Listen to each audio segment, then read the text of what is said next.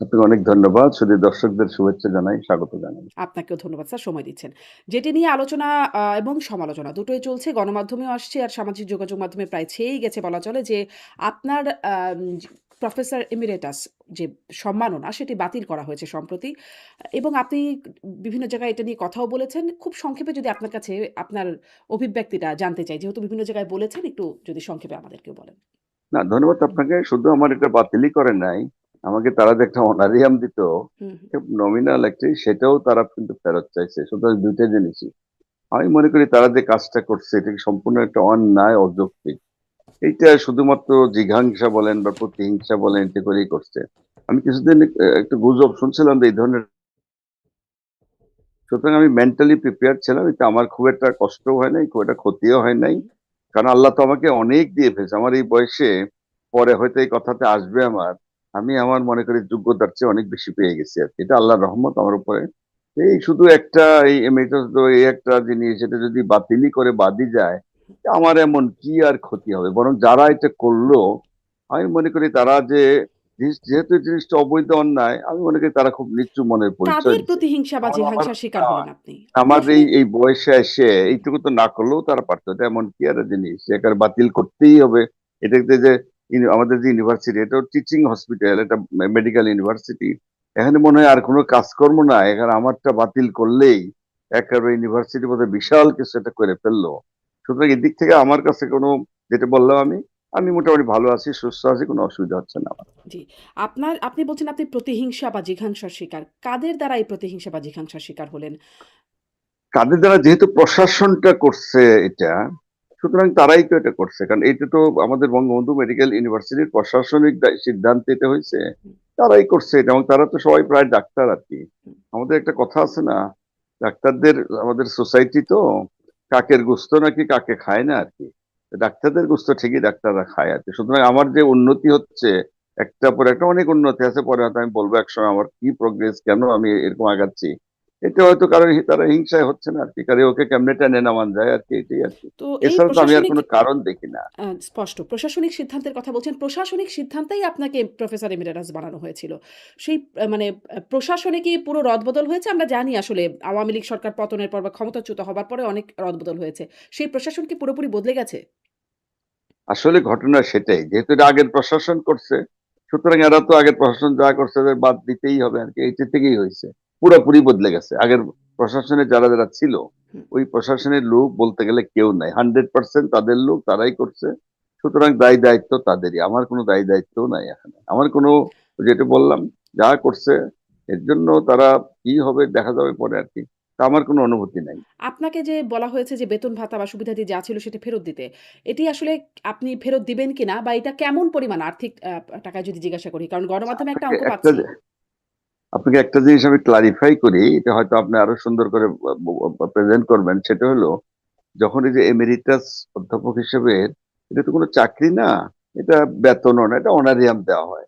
এবং আইনে আছে অনারিয়ামের পরিমাণটা হলো একজন অধ্যাপকের সর্বোচ্চ যে বেতন রিটায়ারমেন্টের সময়, ওই পরিমাণ টাকাটা পাবে। আচ্ছা, আরেকটা কথা বললি, আমি কিন্তু রিটায়ার্ড অলরেডি। রিটায়ারমেন্ট হলে আমি তো পেনশন পাই। হুম, এটা পেনশনটা তো পাবো, এই লাইফ লং আল্লাহ যতদিন বাঁচিয়ে রাখে, সব চাকরিতে এটা আছে। আমার ওইভাবে কিন্তু পেনশন চলছে। হুম, হুম, এখন আসছে, বাড়তে বাড়তে বোধহয় 54,000 সামথিং, বা একটা ফ্র্যাকশন আছে, এটা কিন্তু পাচ্ছি। আর এমিরিটাসের যে আইন, সেটা হলো একজন অধ্যাপকের পেনশন ছাড়া সমান বেতন আমি পাবো। লেটেস্ট বেসিক পেটা আর কি, সেটা কিন্তু 78,000 টাকা হয়। তারা করছে কি, আমার পেনশন যা পাই, ধরেন 54 বা সামথিং, ওর সঙ্গে এক্সট্রা টাকা যোগ করে 78 বানাইছে, পেনশন সহ। এটা তো আরেকটা অবৈধ কাজ করছে, তাহলে তো পারে না। ওটা তো 78 তো আলাদা। একজন অধ্যাপকের সমান বেতন যেটা, মানে প্রাপ্য বেতন যেটা বেসিক পে, হুম। সেটা কিন্তু তারা না দিয়ে পেনশন প্লাস ধরুন এর সঙ্গে হয়তো 23-24 হাজার টাকা একটু আসে, দুইটা মিলে আমাকে 78,000 করে তারা দিচ্ছে আর কি। আরেকটা অন্যায় অবৈধ কাজ করতে। আচ্ছা, এই যে টাকাটা ফেরত চাইলো, তারা কি পেনশনের টাকা ফেরত চাইতে পারে? কোনো কোনো চাকরিতে এরকম কোনো নিয়ম আছে? কেউ রিটায়ারমেন্টে গেল, সারা জীবন চাকরি করলো, পেনশন পাবে, এই টাকা কি ফেরত পায়? এই টাকাটা সহ তারা যে হিসাব দেখাচ্ছে, এই টাকা সহ তারা কি ফেরত চেয়েছে? তাহলে এখন এইটা টোটাল কত আরেকটা টাকা অন্যায় দেখাচ্ছে? অবৈধ কাজ টোটাল করছে। কত টাকা দেখাচ্ছে ফেরত দিতে হবে? তারা তো বলছে যেটা হয় হ্যাঁ, 14 লক্ষ, আসলে 14, 14.5 লক্ষ, এটা হয় না, এটা আন্দাজেই লিখছে, এই হিসাবও করতে পারে না। হুম, ইভেন আমার যখন অর্ডার দিছে, অর্ডারে লেখা আছে যে আমার নিয়োগটা অবৈধ ঘোষণা করলো, বাতিল, তার সঙ্গে ওই যে টাকা ফেরত দিতে হবে, এই অর্ডারে এইটুকু লেখা, কত টাকা কি এটা কিন্তু অর্ডারের মধ্যে লেখা নাই। এটা তারা বিভিন্ন মিডিয়াতে বিভিন্ন বিভিন্ন দেখতেছেন, তারা সারা মিডিয়াতে হইচই পড়ে গেছে। তখন তারা বলতেছে 14 লাখ, 14.5 লাখ। কারণ আমি একটু, আমাকে জিজ্ঞেস করছে কত লাখ, আমি বলছি কত লাখ তা তো আমি জানি না, ওরা তো উল্লেখ করে, ওরা শুধু লিখছে আপনার টাকা ফেরত দিতে হবে, হুম। কিন্তু কত কত এইসব কিন্তু লেখা নাই সেই জুন 2024 থেকে ফেরত, এইটুকুই। তা আমি এমনি করে বলছিলাম যে কত টাকা, 1 টাকা, 2 টাকা, না 10 টাকা, না 10,000, 20,000 টাকা, তো এমনটাও লিখতে হবে, তা তো অর্ডারও লিখতে জানে না। সেই জন্য আমি এই কথাটা বলছিলাম আর কি। কিন্তু তারা পরে দেখাচ্ছে 14.5 লাখ টাকা, সম্পূর্ণ আরেকটা রং একটা হিসাব দিচ্ছে আর কি। কারণ আমার পেনশনের টাকা তো ফেরত দেওয়ার অধিকার তাদের নাই। এক্সট্রা টাকা তারা যদি চায়, হ্যাঁ, সেটা রিয়েল হিসাবটা তারা দেবো, আমি দিতেই হবে। তারা যদি চায়, তারা যদি মনেই করে যে যেহেতু আমার এটা বাতিল, আর যদি মনে করে আমার টাকাটা তারা দিছে, এটা কিন্তু আইন মেনেই দিছে। আগের যে প্রশাসন হুম। যারা ছিল, তারা নিয়ম নীতি মেনে সিন্ডিকেটের মাধ্যমে এটা পাশ করাই কিন্তু এটা দিছে। এবং তারা যেহেতু এটা মানতে চাচ্ছে না, তো সেহেতু আর তো বলার কিছু নাই। হুম। তারা রিয়েল হিসাবটা দেখ, প্রয়োজন আমি এখন দিব, এখন তারপর এখন দেখবো কি ২ টো করব। প্রশ্ন। আপনি কি এই টাকাটা ফেরত দেবেন? মানে নাকি আপনি কোনো আইনি আচ্ছা, ব্যবস্থা বা কোনো রকম অ্যাপিল করবেন? না, যদি যদি তারা চায়, আমি আগে তারা রিয়েল হিসাবটা আসুক দেখি।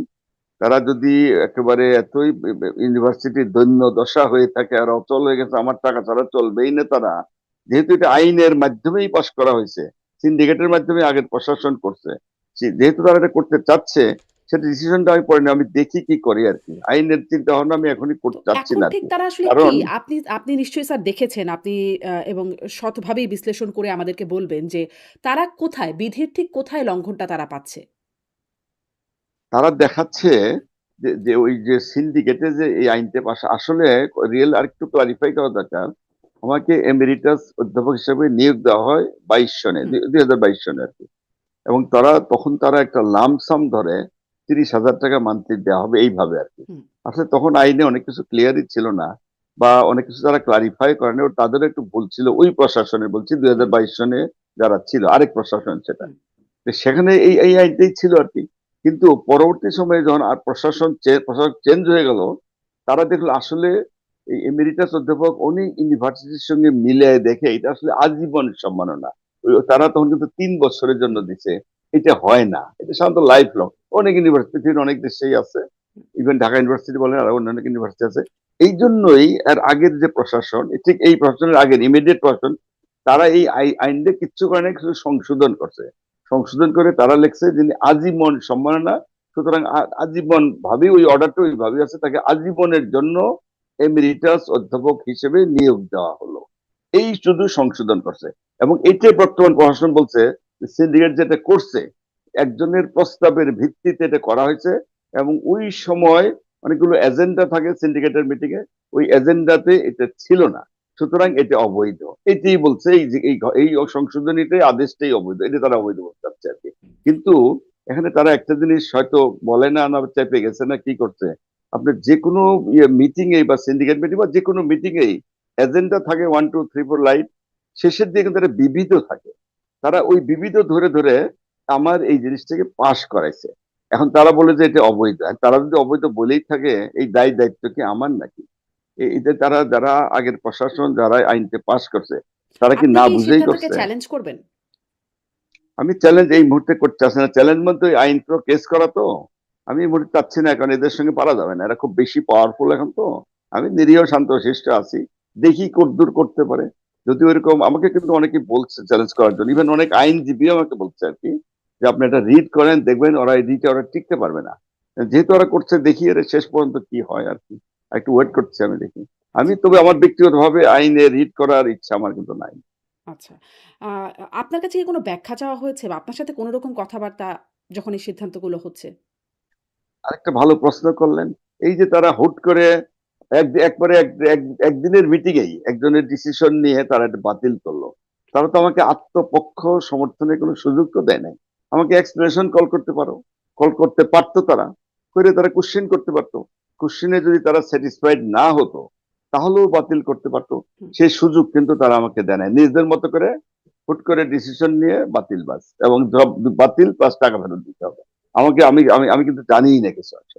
আচ্ছা। সুতরাং এই সুযোগটা কিন্তু তারা, আমি মনে করি এটাও জিনিসটা ঠিক হয়নি, অবৈধ হয়ে গেছে আমি মনে করি, এবং অনৈতিক বলেই আমার বিশ্বাস। কারণ আমাকে তো সুযোগ দিতে হবে, আসামির কাছেও তো মানুষ অনেক সময়, বা কত কেস কত কিছু থাকে, কিন্তু এক্সপ্লেনেশন কল করা হয়, এক্সপ্লেনেশন কল করলে আমি জবাব দিতাম, হুম। জবাব স্যাটিসফাইড না হলে তারা বাতিল করতে পারতো, সে সময় সুযোগ কিন্তু আমাকে দেয় না।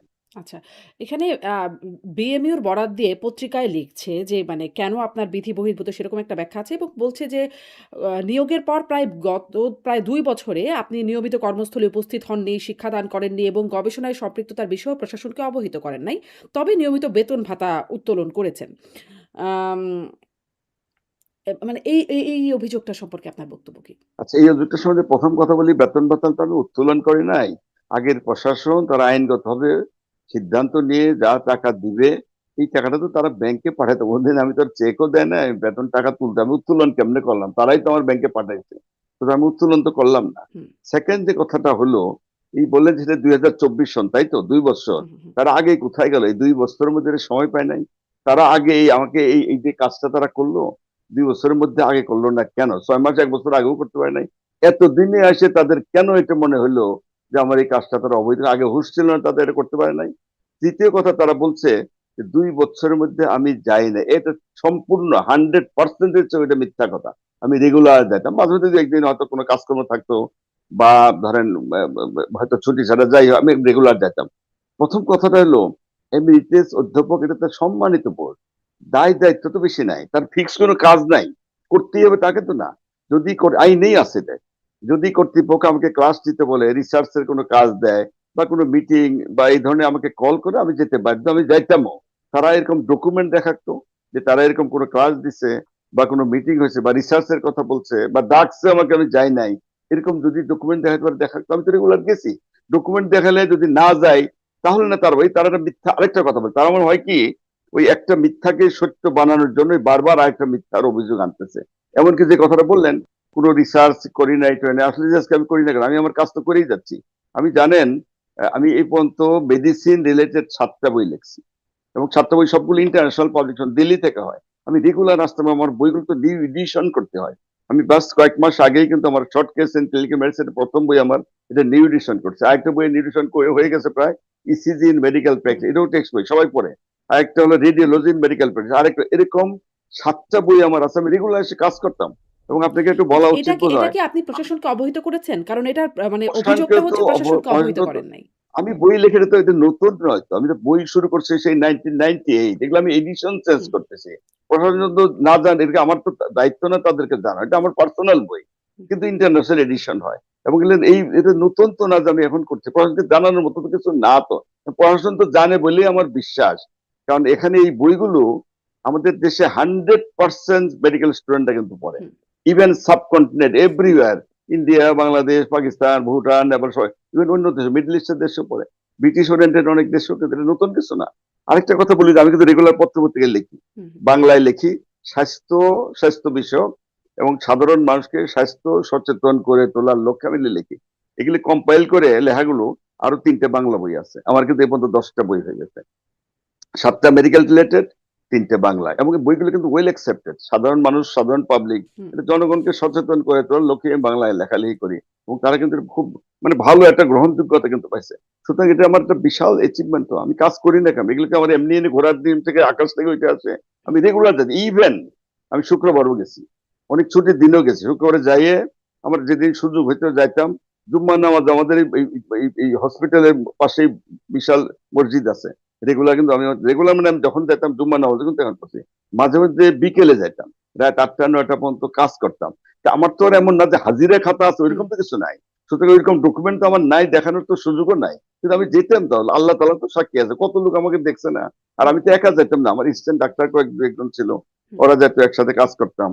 তো সুতরাং আমি যাই নাই যে এটা তো সম্পূর্ণ এই যে এত একটা মিথ্যা জি, অভিযোগ। একদম স্পষ্ট যে মানে সবখানে আপনার বই পড়ে আমি এবং আসলে এখন ডাক্তারদের সাথে কথা বললেই জানা যায় যে বেশিরভাগই আপনার ছাত্র। এই যে এখন যারা প্রশাসনে আছে, আপনার ছাত্ররা কেউ নাই যারা আসলে সিদ্ধান্তগুলো নিচ্ছে? আছে, সেজন আছে, আচ্ছা। আছে, সে হয়তো নিজে থেকে বা অন্য কোনো কারো চাপে পড়ে এসব করছে কিনা, তখন প্রশাসনের ক্ষমতায় তারা তো, হুম, তাতে এ তো এক ব্যক্তি না, কয়েকজন মিলেই করছে এটা। হুম, আরেকটা কথা আমি এখনই বলে রাখি, আমরা যে ইউকে থেকে প্রকাশিত হয় মেডিসিনের যে স্ট্যান্ডার্ড টেক্সট বই, যে বইগুলো সবাই পড়ে, all MBBS student, FCPS, MRCP, বা আমাদের বাইরে এমডি স্টুডেন্ট যারা, পোস্ট গ্রাজুয়েশনের সবাই, আন্ডার গ্রাজুয়েট সবাই পড়ে, ডেভিডসনস মেডিসিন যেটাকে বলে আর কি, Davidson principles and practice in medicine, আর একটা কুমার এন্ড ক্লার্কের ক্লিনিক্যাল মেডিসিন, দুইটা বই, টেক্সট বই, সবাই হুম, পড়ে, আমরা পড়ছি, সবাই পড়ছে।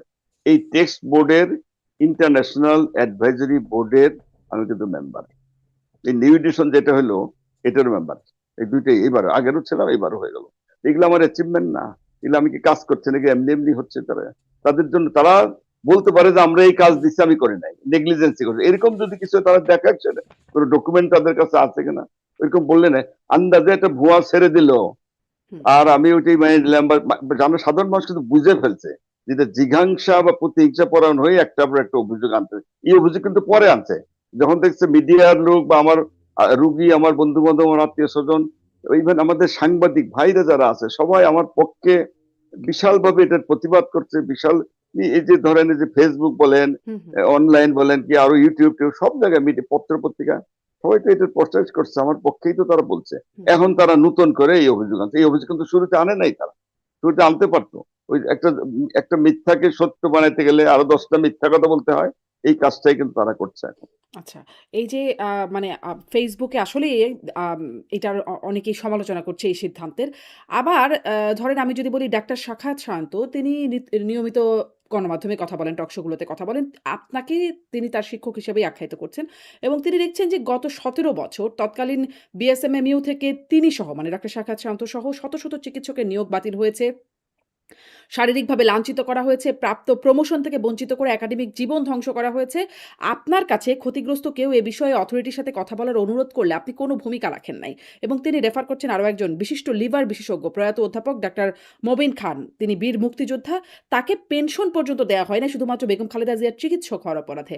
আসলে কি বিষয়টা এমন? আপনার কাছে এই বিষয়গুলো আসতো আপনি মানে এগুলোকে ধন্যবাদ ইগনোর করতেন? আপনাকে। আমি মবিন খান স্যার, উনি আমার টিচার সরাসরি, ওনার কথা দিয়ে আগে বলি। মবিন খান স্যারের পেনশন যে দেওয়া হয়নি, এটা আমি আসলে জানিও না, এটা সত্য, একদম আল্লাহকে সাক্ষী রেখে বলতেছি।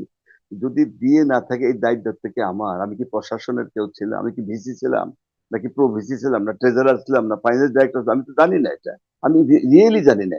এটা আমি জানতে পারলাম স্যার যখন, আমি স্যারের প্রতি গভীর শ্রদ্ধা জানাচ্ছি, তার আত্মার মাগফিরাত কামনা করছি। আমি যেদিন মারা গেলেন, আমি জানাজায় গেলাম, হুম, ওই সময় তৎকালীন ভিসি বলতে যে স্যারের এই যে পেনশনের টাকাটা দেওয়া হয় নাই, আজকে থেকে চেকটা দিচ্ছে। আমি অত্যন্ত ব্যথিত হলাম, দুঃখিত। রিয়েলি আমি কিন্তু এটা কোনোদিন জানতাম না। আর সবচেয়ে বড় কথা, তার আগে অভিযোগটা আমার আনলো, আমি কি প্রশাসনে ছিলাম, আমি কি ভিসি ছিলাম, যে টাকা আমি দেই না, এটা আমার কাজ না। তৎকালীন প্রশাসনের দায়িত্ব, প্রশাসক যারা ছিল, হুম। এই অভিযোগ তাদের বিরুদ্ধে তারা আনতে পারে, তো কিন্তু আমার এরকম বিরুদ্ধে আনলে তো ঘটনাগুলো গত অযথা ১৭ বলছে। বছর হতো। এরকম ঘটনাগুলো না, এর গত 17 বছর হতো না, ওনার ঘটনা তো, ওরা তো একটাই অভিযোগ আনছে। আরেকটা যেটা বললেন, হ্যাঁ অনেকের চাকরি কিন্তু চ্যুত হয়েছে, এটা আমি জানি, আমার নলেজে এটা আছে।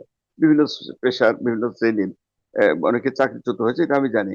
আসলে তো সেখানে তো আমারও করা কিছু ছিল না। অনেক ছেলেপেলেরা আছে যারা আমারই ছাত্র, হুম, তাদের চাকরি গেছে, আমার কাছে রিকোয়েস্ট, অনেক রিকোয়েস্ট করছে। তখন তো এটা বললেন, অন্য প্রশাসন ছিল, পলিটিক্যাল ব্যাপার ছিল, আর আমি তো রাজনীতির কোনো মানুষ না। হুম। সরাসরি আমি রাজনীতির সঙ্গে আগেও জড়িত ছিলাম না, কোনো সময় আগেও ছিলাম না, এখনো নয়। আমার কাজ, পেশা, চিকিৎসা, ছাত্রদের শিক্ষা, এগুলোই নিয়ে তো ছিলাম। সুতরাং ওই ব্যাপারে তো আমাকে দায়িত্ব, মানে দায়ী করে তো না, লাভ নেই, আমি তো দায়ী না প্রশাসনের করলেও কেউ। ধরেন আপনি কি এটা কখনো অথরিটি মানে আপনি আচ্ছা, যেহেতু ওইটাই বলতে চাচ্ছি, প্রধানমন্ত্রীর ওইটাই ব্যক্তিগত বলছি যে, চিকিৎসক ছিলেন, আপনার অনেক রিট ছিল, ওইটাই বলছি সচিব আমি, পদমর্যাদার। জি, হ্যাঁ, জি। ওইটাই বলছি যে এখন অনেকে আমার ছাত্র ছিল, ছাত্র ছাত্রী, এবং তাদের প্রতি আমি অত্যন্ত সিম্পাথেটিক। কিন্তু আমি বিভিন্ন ফোরামে, বিভিন্ন ভাবে, হয়তো মিডিয়াতে এগুলো আসে নাই, আমি কিন্তু কথা বলার চেষ্টা করছি, কিন্তু আমি করতে পারিনি। এবং সেখানে এটা আমার, কারণ আমি তো প্রশাসক কেউ ছিলাম না। হুম, সুতরাং জাস্ট সাজেশন দেওয়া, রিকোয়েস্ট করা, অনুরোধ করা, কিন্তু আমি কিছু কিন্তু করার সুযোগ কিছু কেউ করে নাই আর কি। এটা সোজা কথা, যারা তৎকালীন যারা দায়িত্বে ছিল, তারা এটা করে নাই আর কি। সুতরাং আচ্ছা। আমার আর করা কিছু ছিল না, তারা আমাকে ব্লেম দেয় আমি কিছু করি নাই। হুম, এখন যদি আমার আমার পাওয়ার থাকতো, আমার ক্ষমতা থাকতো, আমার দায়িত্বে থাকতো, আমি মন্ত্রী, মিনিস্টার, এমপি, সেক্রেটারি এসব থাকতাম, করি নাই, তাহলে না আমাকে ব্লেম দেওয়া যেত। এটা আমার ক্ষমতার বাইরে ছিল তো এটা। হুম, আমি সুপারিশ করার চেষ্টা করছি তৎকালীন। হুম। সরাসরি এইসব ব্যাপারে কোনো আলোচনা আমাকে সরাসরি করতেই দেয় না, কিছুই করতে দেয় না। সে অভিযোগ যেটা আনছে, মিথ্যা, এটা সম্পূর্ণ একটা মিথ্যা একটা অভিযোগ আনছে মানে এই আপনি ব্যাপারে। চেষ্টা করেছেন আমি বিভিন্ন জানি, সময়। আমি জানি, কিন্তু আমি কিছু করতে পারি নাই, করি নাই, এটা ঠিক না। কারণ বললাম যে যারা অনেকেই আমার খুবই ঘনিষ্ঠ স্টুডেন্ট, আমার সরাসরি, কিন্তু তাদের প্রতি আমি খুব সিম্প্যাথেটিক, কিন্তু আমার সুযোগ ছিল না করার। মানে তারা আসলে ওই সময় অনেকে রাজনৈতিকভাবে আ বৈষম্যের শিকার। এক্স্যাক্টলি তাই, রাজনৈতিক ওটাও প্রতিহিংসা বলতে পারেন। হুম, হুম। তারা প্রতিহিংসার শিকার ওটাই করছে আর কি। আচ্ছা। তাহলে আমার প্রশ্ন হলো, তারা প্রতিহিংসা তাদের উপর অন্যায় আচরণ করছে, এটা সত্য, আমি দুঃখিত। ওই প্রতিহিংসা শিকার কি আমার উপর দিয়েও চালাইতে হবে? তাহলে সেই শিকার কি তাহলে আপনার আমাকে, ওরাও যদি অন্যায় করে ভুল করে তাহলে ওই কাজটাকে আপনারাও করেন, তাহলে আপনার ভালো কি কাজ করলেন? আপনারা তো ওই কাজই করছেন তাহলে, জি। স্পষ্ট তাই আরকি। না? তাহলে আমার তাহলে আর তার জন্য কি আমার এটা বাতিল করতে হবে? ওই জন্য 2 বছরে কোনো কিছু না পাইয়ে ওই একটা সুতা ধরে হুম, যে ওই আমার এই যে সিন্ডিকেটে যে আইনটা পাশ হয়েছে, যেটা অবৈধ ছিল, ওইটাকে একদিনে ঘোষণা করে বাতিল করলো। এটা খোলা যুক্তি দিয়ে আর। জি। আ আর আরেকটা যে হুম, সায়ন্ত যে কথাগুলো বলছে, শুধু এটা তো না, আরো কয়েকটা কথা বলছে। আমার শেখ হাসিনার সঙ্গে যে সাক্ষাৎকার দেখাচ্ছে, আমি ওই আরো কিছু কিছু আছে, এগুলোর সঙ্গে ওইটা তো রাজনৈতিক ব্যাপার। আমাদের এটার সঙ্গে শেখ হাসিনার কথা কি বলছি আমি, এটার কোনো সম্পর্ক আছে? অর্থাৎ তারা আমাকে কোনো যুক্তি না পায় দেখাচ্ছে আমি ওই শেখ হাসিনার সঙ্গে, যেহেতু আমি শেখ হাসিনার ব্যক্তিগত চিকিৎসক ছিলাম, সুতরাং ওইটাও কিন্তু তারা যুক্তি খাড়া করছে। ওই জন্যই আমাকে নাকি এমেরিটাস অধ্যাপক দিচ্ছে। অথচ এটা কি একটা যোগ্যতা হতে পারে? একটু আগে যে আপনাকে বললাম আমি, এটা কি যোগ্যতার মাপকাঠি হতে পারে যে প্রধানমন্ত্রীর চিকিৎসা হলে নাকি আপনার আসলে তাকে ওই মেডিকেল যোগ্যতার অধ্যাপক জন্যই দিচ্ছে? আপনাকে প্রধানমন্ত্রীর ব্যক্তিগত চিকিৎসক করা তারা হয়েছে? এটা বলছে এটা। আমার যোগ্যতার জন্য প্রধানমন্ত্রী তার ব্যক্তিগত চিকিৎসক নিয়োগ করছে, এটা সত্য। হুম, কিন্তু তারা বলতে চাচ্ছে প্রধানমন্ত্রীর ব্যক্তিগত চিকিৎসক ছিলাম বলেই আমাকে মেডিকেল অধ্যাপক বানাইছে। বেসলেস। অর্ডারে কোথাও আছে এরকম প্রধানমন্ত্রী ব্যক্তিগত চিকিৎসক হিসেবে আমাকে নিয়োগ দেওয়া হয়েছে? কোথাও এরকম আছে? আমার যোগ্যতা, আমার দক্ষতা, এগুলো দেখেই তো দিছে। জি। আমার যোগ্যতার 2টা পয়েন্ট আপনাকে বলতেই হয়।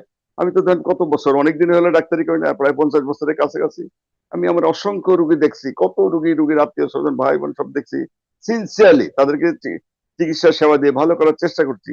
শিক্ষক হিসেবে আমার অনেক ছাত্র, অসংখ্য ছাত্র ডাক্তার হয়েছে, ডাক্তার, এবং তারা অনেক স্বনামধন্য, ভালোভাবে চিকিৎসা দিয়ে যাচ্ছে। অনেকে কিন্তু এখন অধ্যাপক, তারাও তাদের যোগ্যতায় তার স্বনামধন্য, ভালোভাবে চিকিৎসা দিয়ে যাচ্ছে।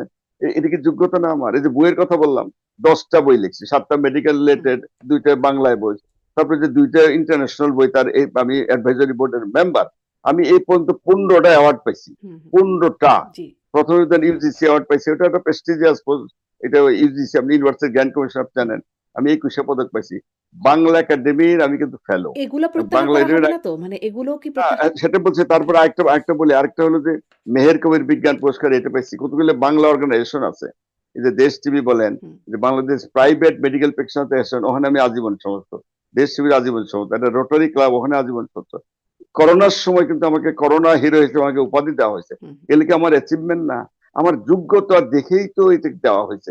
ওই প্রধানমন্ত্রীর চিকিৎসক ছিলাম বলে এটা দেওয়া হয়েছে, হুম, হুম। এইটা কেউ বিশ্বাস করবে? জি। কোনো আমি তো না। যতটুকু গ্রহণযোগ্যতা জানি আপনি খুবই মিনিমাম টাকায় আসলে যেখানে এখন ডাক্তারদের অনেক ফি, আপনি খুবই একটা মিনিমাম ফি রাখেন সম্ভবত। আপনি হয়তো ভালো বলতে পারবেন। আপনি এখনো পর্যন্ত ৳৩০০ য় রোগী দেখেন।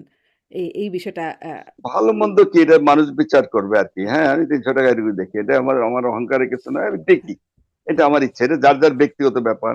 কেউ 2,000 টাকা নেয়, কেউ 3,000 নেয়, তারপর আমি আসলে 300 টাকা নিয়ে আমার সাইকোলজি হলো গরিব ধনী সবাই যেন মোটামুটি আমার কাছে পৌঁছতে পারে আর কি। গরিব কত মানুষ আছে না, রিক্সাওয়ালা, এই যে ফেরিওয়ালা নিচে করে করে খাচ্ছে, কৃষক শ্রমিক আছে, সাধারণ শ্রমিক, কত লোকজন, তার তো ইনকাম করতে বহুত কষ্ট। আমি এমন ভাবে রাখছি যে সবাই যেন কম বেশি, নিম্ন আয়ের, মধ্যবিত্ত, উচ্চ আয়ের যারা, তারা তো আসেই। তাই সেজন্য ওই 300 টাকাই রাখছি আমি, ওই শুরু থেকে তাই ছিল। ওইটা আর আমি বাড়াই নাই, এবং এই ব্যাপারে আমার পরিবারও কিন্তু কোনোদিন বাধা হয়ে দাঁড়ায় নাই। আমার ওয়াইফ ছিল, আপনি জানেন, উনি কিন্তু মারা গেছেন করোনা হয়ে 2021 সনে। উনিও কিন্তু কোনদিন বাধা হয়ে দাঁড়ায় নাই। ইভেন আমার একটা মেয়ে, একটা ছেলে, দুইজনই ডাক্তার। ছেলেটাও পোস্ট গ্রাজুয়েশন করছে, এমআরসিবি করছে, মেয়েটাও এমডি করা। তারাও কিন্তু আমি কেন নেই এমনি, বরং ওই হাসি ঠাট্টা করতো। এই তোমার ছাত্র মুখ 1,000 টাকা, 500 টাকা, 1,500 টাকা নেয়, তুমি এরকম কেন, এরকম করতো, এমনি ঠাট্টা করতো। হুম, হুম। তারা কোনোদিন কিন্তু এই যে আমি টিউশনে কেউ বাধা হয়ে দাঁড়ায় নাই। এটা আমি আমার সাইকোলজি, আমি চালাই আসছি, এইভাবেই চলবে আর কি। জি। এটা আমি তৃপ্ত, আমি, আমার কোনো অসুবিধা হয়নি। জি, আপনি আরেকটা বিষয়ে একটু শোনা যায় এটা আপনি নিশ্চয়ই এটা কনফার্ম করবেন যে এটা আসলে কি গুঞ্জন নাকি এটারও বাস্তবতা আছে। যে এখনো বর্তমান সময়ে আ অনেক ভূতাপেক্ষ প্রমোশন দেয়া হচ্ছে বা বেতন ভাতাদি দেওয়া হচ্ছে। যারা আসলে অনেক আগে ১৭ বা ২০ বছর আগে তারা মেডিকেল অফিসার ছিল তাদেরকে এখন প্রমোশন দিয়ে সরাসরি অধ্যাপক পদে দেয়া হচ্ছে। এরকমটা শোনা যাচ্ছে বিভিন্ন জায়গায়। এটা কি নিছক গুঞ্জন নাকি এটির একটা বাস্তবতা আছে? আসলে এরকম কথা আমিও শুনছি, যেহেতু আমি সরাসরি কোনো দায়িত্বে না, এ ব্যাপারে আমি কোনো কমেন্ট করতে চাচ্ছি না। এই গুঞ্জন কিন্তু বাজারে চালু আছে। একেবারে ১৫ বছর আগে চাকরি ওই যেটা বললেন একটু আগেই ডক্টর সায়েন্তের কথাই বললেন না, অনেকে চাকরিচ্যুত হয়েছে, হুম, এটা হয়েছে তো। হুম, হুম, ওইটা হয়েছে, তারা হয়তো বিভিন্ন জায়গায় চাকরি করছে, অনেক বেতন পাইছে, টাকা নিচ্ছে। তাদেরকে এরকম রেগুলারাইজ করা হয়েছে, এরকম আমিও শুনছি আর কি। এই ব্যাপারে আমি কমেন্ট করতে চাচ্ছি না, কারণ যারা চাকরি যদি তারা পেয়ে থাকে তাদের প্রতি, তাদের চাকরিচ্যুত হয়েছে তাদের প্রতি কিন্তু আসলে অবিচার করা হয়েছে, এটা কিন্তু আমি আগেও স্বীকার করলাম। হুম, হুম, অনেকে চাকরি গেছে, এটা সত্য, বা রিটায়ারমেন্টে গেছে, এটা সত্য। এবং তারা যদি চাকরি পেয়েও থাকে তো ভালো। এই প্রশাসন যদি দিয়ে থাকে, কিন্তু এটা নিয়মের মাধ্যমে তো করা উচিত। হুম, আমি বলতে চাই না এই কারণে, আমার কথার দ্বারা যদি তাদের আবার চাকরির কোনো ক্ষতি হয় এটা বা আর্থিক ক্ষতি, এটা আমি কিন্তু চাই না। সুতরাং তাদের যা হয়েছে যে প্রশাসন দেখবে, তাদের ব্যাপার। কিন্তু তাদের প্রতি কিন্তু আমি আগেও সিম্পেথি আমার ছিল। যদি তাদের চাকরি ফেরত দিয়ে থাকে সেটাও ঠিক আছে, যে যদি নিয়ম অনুযায়ী করে থাকে তাহলে তো আমার বলার কিছু নাই। যদি নিয়মে যাবে, শোনার কথা আমার, আপনি যেমন শুনছেন আমি বাজারে এরকম কথা চালু আছে। হুম, সুতরাং তারপরেও আমি বলবো যে তাদের বিরুদ্ধে, যেহেতু তাদের হয়ে যদি থাকে, আমি এমন কিছু বলবো না যে তাদের জন্য আমার কথার দ্বারা আবার ক্ষতিগ্রস্ত না হয়। তারা আছে, ভালো থাক, তারা দেখা যায়। জি। কিন্তু সেটা আইন অনুযায়ী যদি হয়ে থাকে। হুম। আপনি যে বলছিলেন যে আপনি শেখ হাসিনার ব্যক্তিগত চিকিৎসক ছিলেন। মানে এখনো কি চিকিৎসার কোনো প্রয়োজন আপনার সাথে যোগাযোগ হয়? কথাবার্তা হয়? নো নো, কেমনে হবে আর কি। শেখ হাসিনা তো দেশে নাই, আমার সাথে কোনো আজ পর্যন্ত যাওয়ার পথে কোনো টেলিফোন বা অন্য কোনো যোগাযোগ নাই, ও প্রশ্নই আসে না। আচ্ছা। এটা মানে কিন্তু একদম মানে সুযোগ নাই।